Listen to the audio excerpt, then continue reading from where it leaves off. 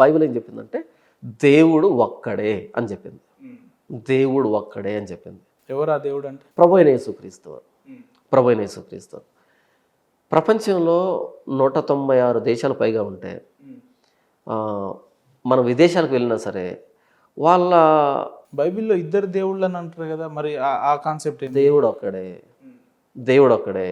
ఆయన తండ్రి కుమార పరిశుద్ధాత్మలుగా ఉన్న ఏకదేవుడు. ఆయన్ను ట్రినిటీ అని పిలుస్తాం. ఇది పెద్ద సబ్జెక్టు, దాన్ని ఎక్స్ప్లెయిన్ చేయాలి, చాలా కష్టం. ముగ్గురు వ్యక్తులుగా ఉన్న ఏకదేవుడు, ఆయన ట్రినిటీ అన్నాం. ముగ్గురు వ్యక్తులుగా ఉన్న ఏకదేవుడు, ఏకదేవుడు తండ్రి కుమార పరిశుద్ధాత్మలుగా ఉన్న ఏకదేవుడు ట్రినిటీ అని పిలిచాం. బైబిల్ దేవుడు ఒక్కడే అని చెప్పింది. అది నాకు నచ్చింది. అది వాస్తవికంగా ఇది నిజమని నాకు అనిపించింది. ఎందుకంటే మొత్తం సృష్టిని ఒకే సృష్టికర్త చేసి ఉండాలి, కానీ ఒక్కో దేశాన్ని ఒక్కొక్క దేవుడు, ఒక్కో ప్రాంతాన్ని ఒక్కొక్క దేవుడు చేసి ఉండడు. ఉంటే తప్పేమీ లేదు. అయితే అందులో వాస్తవికత నాకు కనిపించలేదు. అది ఒక కథలాగా మానవ సృష్టిలాగా అనిపించింది తప్ప నిజంగా అది రియాలిటీలో జరిగే అవకాశం ఉందంటే నాకు అనిపించలేదు. నాకు అందులో వాస్తవికత అనిపించలేదు. నా రీసెర్చ్లో నాకు అనిపించలేదు. అంటే మీరు మహాభారతం, రామాయణాలు ఇవన్నీ చదివిన తర్వాత, ఇందులో విషయాలన్నీ తెలుసుకున్న తర్వాత బైబిల్ చదివిరా? లేదు, నేను చదివిరానా ఎప్పుడైనా? రామాయణం చెబుతాను, దానికి చాలా క్లారిటీ చెప్తాను. దీని మీద చాలా కాంట్రవర్సీ నడిచింది ఆ మధ్య. ఇక్కడ సిగ్నేచర్ స్టూడియో నుంచే ఇక్కడ అవే నడుస్తుంటాయి నడిచింది. అదేంటంటే మనం భారతదేశంలో పుట్టాం కాబట్టి మనం చదివినా చదవకపోయినా ఈ సనాతన ధర్మం గురించినటువంటి ఈ కథలు కానీ ఈ సందర్భాలు కానీ మనకు ఆటోమేటిక్గా కొన్ని తెలుస్తాయి. అలా నాకు కొన్ని విషయాలు తెలుసు. అయితే యేసు ప్రభువులోకి నేను వచ్చిన తర్వాత కొద్ది కాలానికి ఒక అనుమానం వచ్చింది. ఇంతకీ మిగిలినటువంటి పుస్తకాలు ఏం చెబుతున్నాయి? అది ఖురాన్ కావచ్చు, రామాయణం కావచ్చు, భారతం కావచ్చు, ఏం చెబుతున్నాయి ఇవి? బైబిల్కి వీటికి తేడా ఏంటి అనేటువంటి కోణంలో ఆలోచన వచ్చి కొద్ది కాలం వాటిని చదివాను. అలా వాటి మీద నాకు అవగాహన ఉంది. చదివి ఏం చేశానంటే అప్పట్లో ఈ ఖురాన్ను పట్టుకొని ముస్లిమ్స్తో డిబేట్ చేశాను. అప్పుడు ఆఫ్ ది కెమెరా. అప్పుడు సోషల్ మీడియా అంత డెవలప్ కాలే. ఆఫ్ ది కెమెరా మాట్లాడినప్పుడు అవతల వ్యక్తుల కోపాన్ని, ఆవేశాన్ని అది గమనించాను. వర్కౌట్ కాలే. నేను ఏం చెప్తున్నాను వర్కౌట్ కాలే. ఎందుకంటే నేను చెప్పాలనుకున్నది వాళ్ళకి రీచ్ కాకపోగా తిరిగి వాళ్ళు కోపాన్ని ప్రదర్శించడం, డిఫెండ్ చేసుకోవడం గమనించాను. తర్వాత ఈ భగవద్గీతను పట్టుకొని, భారతాన్ని పట్టుకొని, రామాయణాన్ని పట్టుకొని హిందువులతో, పూజారులతో, బంధువులతో, స్నేహితులతో ఆ శ్లోకాన్ని కోట్ చేసి మరి చెప్పడం స్టార్ట్ చేశాను. సేమ్ అలాంటి దాన్నే ఫేస్ చేశాను. నాకు అనిపించింది ఏంటంటే వాళ్ళకి నేను చెప్పాలనుకున్న విషయం తెలియకపోగా తిరిగి ప్రతిదాడి రోషం వస్తుంది, కోపగించుకుంటున్నారు, వారి మనోభావాలు దెబ్బతింటున్నాయి అనేది నాకు అర్థమై ఆ సమయంలో ఒక వ్యక్తి నాకు ఒక మాట చెప్పాడు. అంటే ప్రసంగంలో ఒక మాట చెప్పాడు, అది నాకు నచ్చింది. అదేంటంటే నువ్వెవరికైనా రోజా పువ్వు ఇవ్వాలనుకున్నప్పుడు వారి ముక్కు కోయొద్దు. ఎవరికైనా రోజా పువ్వు ఇవ్వాలనుకుంటున్నావు, వారి ముక్కు కోయొద్దు అని అంటాడు. ఎందుకంటే ముక్కు ఉంటే కదా వాసన చూస్తాడు. నువ్వు ఇవ్వాలనుకున్న రోజా పువ్వు ఆ పరిమళాన్ని ఆ వ్యక్తి ఆస్వాదించాలి అని నువ్వు అనుకున్నప్పుడు ముక్కు కోస్తే ఎలా ఆస్వాదిస్తాడు? అంటే దాని అర్థం ఏంటంటే ఆ వ్యక్తి ఈగోని హర్ట్ చేయొద్దు, ఆ వ్యక్తి మనోభావాలను దెబ్బతీయొద్దు, ఆ వ్యక్తిని పర్సనల్గా ఏదైతే నమ్ముతున్నాడో దాన్ని టార్గెట్ చేయొద్దు. నువ్వు రోజా పువ్వు ఆ వ్యక్తి స్మెల్ చేస్తాడు, ఆ వ్యక్తికి తెలిసిపోతుంది ఏది ఏ వాసన. అలా నేనేమనుకున్నానంటే నా సువార్త రోజా పువ్వు, నా సువార్త పరిమళం వెదజల్లుతుంది అని నేను నమ్మితే నాకు దాని మీద అంత నమ్మకం ఉంటుంది. అంటే మీకు ఎట్లా నమ్మకం కలిగింది బైబిల్ మీద? ఇది ఎక్కడి నుంచి స్టార్ట్ అయిందంటే నేను 5వ తరగతి ఉన్నప్పటి నుంచి స్టార్ట్ అయినటువంటి జర్నీ ఇది. నేను 5వ తరగతి ఉన్నప్పటి నుంచి స్టార్ట్ అయిన జర్నీ ఇది. అది 2011లో పూర్తి స్థాయిలో ప్రభువైన యేసుక్రీస్తుని అంగీకరించాను.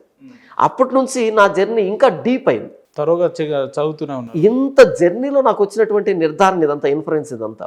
సింపుల్గా బైబిల్ నాకు దేవుడు ఒకడేం చెప్పింది, నాకు అది వాస్తవం అనిపించింది. దేవుడు పరిశుద్ధుడు అని చెప్పింది, నాకు అది వాస్తవం అనిపించింది.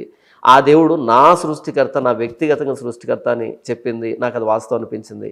ఆ దేవుడు నన్ను వెతుక్కుంటూ వచ్చాడు, నా పాపాల కోసం ప్రాణం పెట్టాడు అని చెప్పింది, అది నాకు రిలేట్ అయింది. నేను నా పరిశోధనలో నిరూపణ అయింది.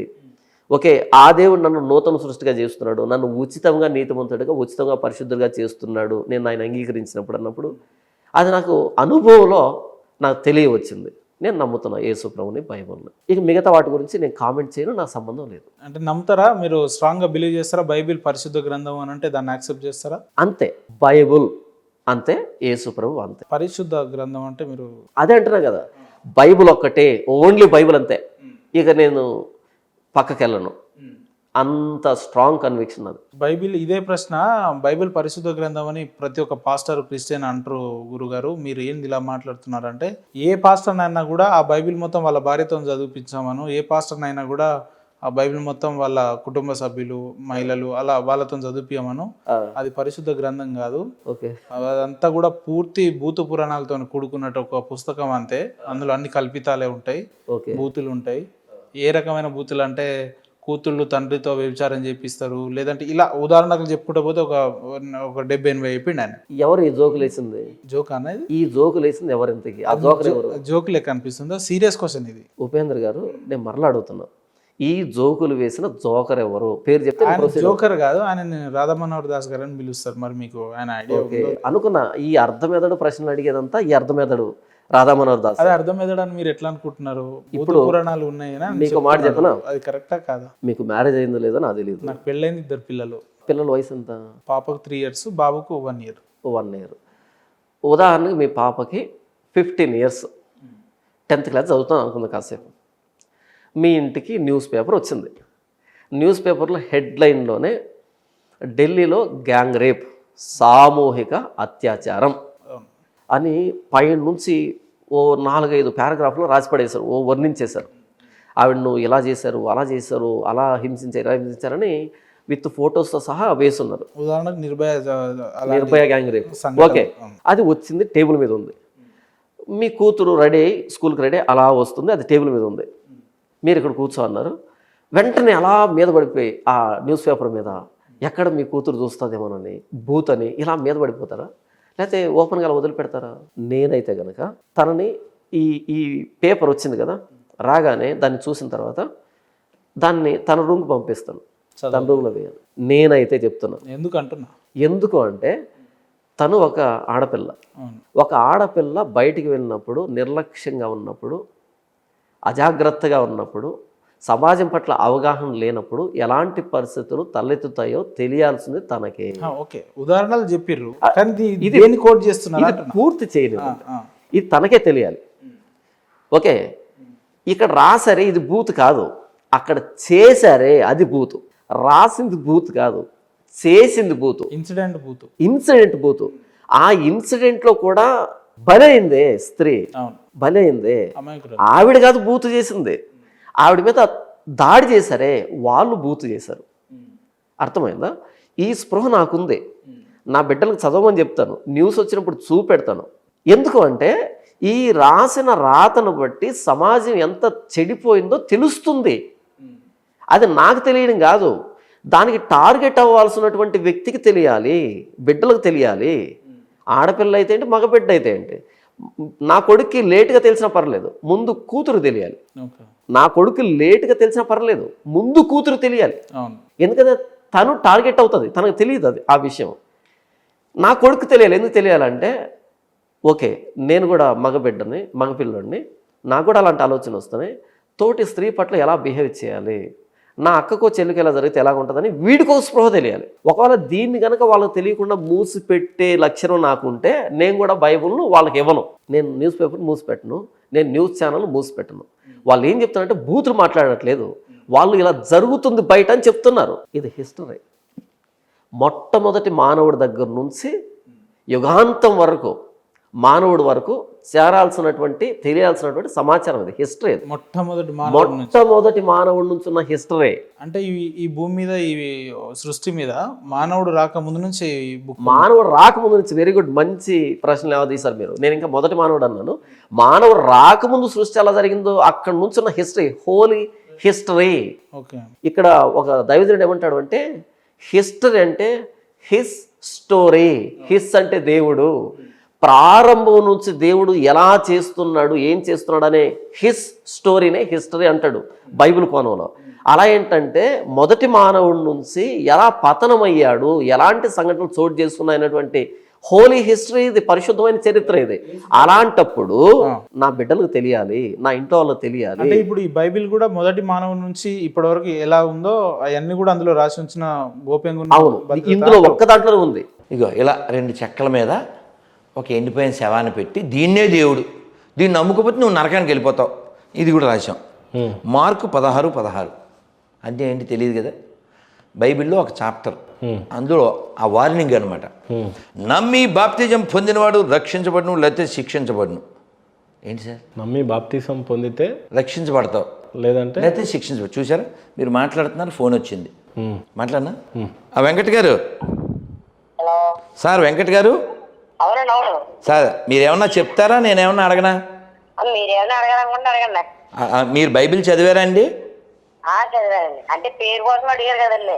పేరు మళ్ళీ మాట్లాడుకుందాం, మీరంతా ఇక్కడ వాళ్ళు పుట్టిన వాళ్ళే, దాని గురించి వద్దు. మీ మీ మీ పేరు కోసం మాట్లాడదు కదా. పేరు నాన్న, మీ నాన్నగారి పేరైనా చెప్పండి. మీ నాన్నగారి పేరేంటి? వెంకట్ గారు. పేరండి, మా నాన్నగారి పేరు పాల్ ప్రసాద్ గారండి. ప్రసాద్ గారు, పాల్ ప్రసాద్ గారండి. అంటే పాలు అది అమ్ముతారండి? పాల్ అంటే అండి బైబిల్లో ఉన్న పౌలు అనేటువంటి భక్తుల పేరండి. మరి ప్రసాద్ అండి? ప్రసాద్ అంటే మామూలుగా పెట్టుకుందండి అది. మరి వెంకట్ అంటే అండి? ఎక్కడండి మామూలుగా పెట్టుకున్నాను. ఇప్పుడు పేర్లు ఏముంటదండి? పేర్లు ఏమీ లేదు కదండి. పేర్లు ఏమీ లేదండి. మిమ్మల్ని ఇక్కడ ఆకులు ఉన్నాయి, ఆకు అని పిలవచ్చా అండి మిమ్మల్ని? ఇప్పుడు మిమ్మల్ని వెంకట్ గారు సార్, నా పేరులో సార్ నా పేరు భాగవతంలో ఉంటుంది, నా పేరు సుందరకాండలో ఉంటుంది. కానీ మీ పేరు వెంకట్ అని, సార్ వెంకట్ అనే పేరులో చాలా ఉందండి. పేరులో చాలా లేకపోతే ఓ పని చేస్తాను, మీ పేరు గోదావరి గొర్రె అని పెట్టుకున్నాను. సార్ గోదావరి గొర్రె మీ పేరు, సార్ మీరు నమ్మిన గ్రంథంలో ఉండాలి కదా సార్. మీకు గుణం లేదు కాబట్టే, మీరు బైబిల్ పనికి మాలింది కాబట్టి అందులోకి వెళ్ళి ఈ పేరుతో బతుకుతున్నారు. వినరు. మీకు అర్థమైందా? ఎంత వినయంగా అడగండి, మీరు ఆశ్చర్యపోతారు. ఇంకో సెల్లో ఉంది, చాలా ఆ సెల్లో ఈ సెల్లో గుర్తులేదు, చాలా చిత్రం. మీ పేరేంటి సార్? ఇప్పుడు నేను మిమ్మల్ని మహేందర్ సార్, ఇందులో ఏమైనా దోషం ఉంది సార్? కోపం తెచ్చుకునే విషయం ఉందా? లేదు సార్. మీ నాన్నగారి పేరు కోక్యా. సార్ ఇందులో కోపం తెచ్చుకునేది ఏమైనా ఉందా? లేదు. మీరు ఆశ్చర్యపోతారు. నేను సార్ మీ పేరు ఊరు చెబితే సేవ్ చేసుకుంటానండి అన్నాను, అంతే. రైమని నా పేరుతో నీకు పని ఏంటో మీదకి వచ్చాడు, అంటే వాయిస్లో, అంటే పేరులోనే ఉంది, అందుకనే లాజిక్ అక్కడి నుంచి ముందు కదలనివ్వరు. పేరు చెప్తే ఏమవుద్ది చెప్పండి? నేను స్టేట్మెంట్ ఇస్తా, దానికి ఒప్పుకోవాలి. నువ్వు ఏమంటాను? మనకే పుట్టాడాడు అంటానా? ఏమండి ఇది మాటలొద్దు. సతీషు డిఎన్ఏ మందేగా, అనిలు డిఎన్ఏ మందేగా. ఆ మాటకు వస్తే అసదుద్దీన్ ఏమన్నా బయటోడా? అక్బరుద్దీన్ బయటోడా? ఏమండి గులాం నబీ ఆజాద్ కంటే గొప్పోళ్ళ వీళ్ళు? ఫారూక్ అబ్దుల్లా కంటే గొప్పోళ్ళ? వాళ్ళే ఒప్పుకున్నారు కదండి. మా పూర్వీకులంతా ఇక్కడ వాళ్ళే. ఈ సనాతన ధర్మం కంటే ఇస్లాం కొత్తదే. మేమంతా ఇక్కడ వాళ్ళమే, మతం మార్చబడ్డాము. మన అందరిది డిఎన్ఏ వేరే అయితే చెప్పండి, మనం డిస్కస్ చేస్తాం. అంత ఒకటేగా. మరి ఇప్పుడు గొడవ ఏంటి? కేవలం అక్షరాల కోసం. పేరులో ఏముందని అన్నవాడు వీడు.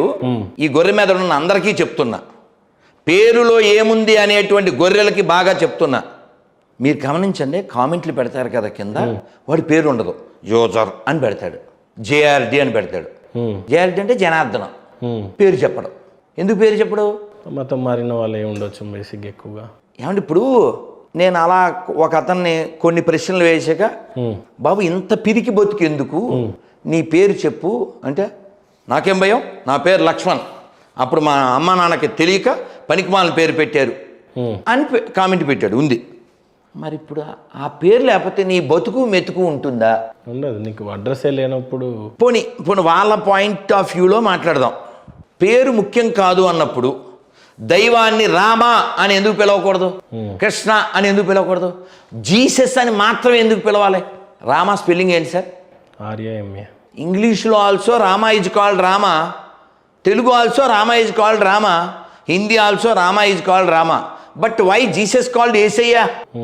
వై? బికాజ్ వ్యాపారం. Mary called Mariyamma. వై? వీళ్ళు విగ్రహాలను, మొన్న ఎవరో ఈ తెలంగాణ గొర్రె ఒక అతను ఫోన్ చేశారు. గొర్రె అంటే అట్టవకండి, వాళ్ళని వాళ్ళు పిలుచుకునే పేరు, వాళ్ళని వాళ్ళు అడ్రస్ చేసుకున్నారు, అదే తిట్టు కాదండి. ఎలా అడ్రస్ చేసుకుంటారు? వాళ్ళకి వారే గొర్రెలు అని పిలుచుకుంటారా? సార్ దేవుని గొర్రె పిల్లలం మేము. ఓహో, క్రిస్టియన్స్ అలా పిలుచుకుంటారు అంతే. సార్ మీకు అదేదో సినిమా నాకు తెలీదు, పాపులము మేము అనే సాంగ్ ఉంటుంది. వివేకానంద స్వామి ఏమని పిలిచారు? మరి గురుగారు రేపు మిమ్మల్ని మీరు మర్చిపోకండి క్వశ్చన్ ప్లీజ్. మీ మైండ్లో ఏముందో అది మైండ్లో పెట్టుకోండి. వివేకానంద స్వామి మన అడ్రస్ చేస్తూ ఏమని పిలిచారు? అమృతస్య పుత్ర. ఏమని? చావు లేని వాళ్ళు అమృతస్య పుత్ర అని పిలిచారు మనని. అమెరికాలో ఏమని పిలిచారు ఆయన చికాగో సభలో? డియర్ లేడీస్ అండ్ జెంటిల్మెన్స్ అన్నారా? అనలేదు. ఏమన్నారు? నా ప్రియ సోదర సోదరీమణులారా, మై బ్రదర్స్ అండ్ సిస్టర్స్. అందుకే కదా 10 నిమిషాల పాటు చప్పట్లు కొట్టారు వాళ్ళు. మనకి ప్రపంచాన్ని చూసే దృష్టి ఏమిటంటే అందరూ భగవంతుడి అంశలు. ఇది ఎవరు నేర్పారు? భగవద్గీత.